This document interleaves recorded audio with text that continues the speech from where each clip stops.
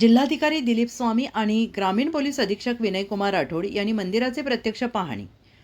आगामी महाशिवरात्रीच्या पार्श्वभूमीवर 12वे ज्योतिर्लिंग वेरूळ येथील घृणेश्वर ज्योतिर्लिंग येथे प्रशासनाने सज्जता वाढवली आहे.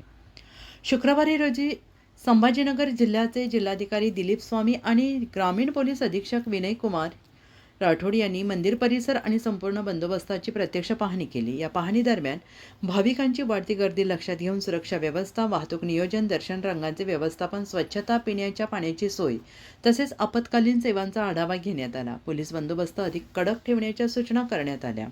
सीसीटीव्ही यंत्रणा कक्षातून सातत्यानं देखरेखीखाली ठेवली जाणार आहे. महाशिवरात्रीच्या दिवशी भाविकांना सुरक्षित, सुलभ आणि सुरळीत दर्शन मिळावे यासाठी प्रशासन सज्ज असल्याचं जिल्हाधिकारी दिलीप स्वामी आणि ग्रामीण पोलीस अधीक्षक विनयकुमार राठोड यांनी स्पष्ट केलं आहे.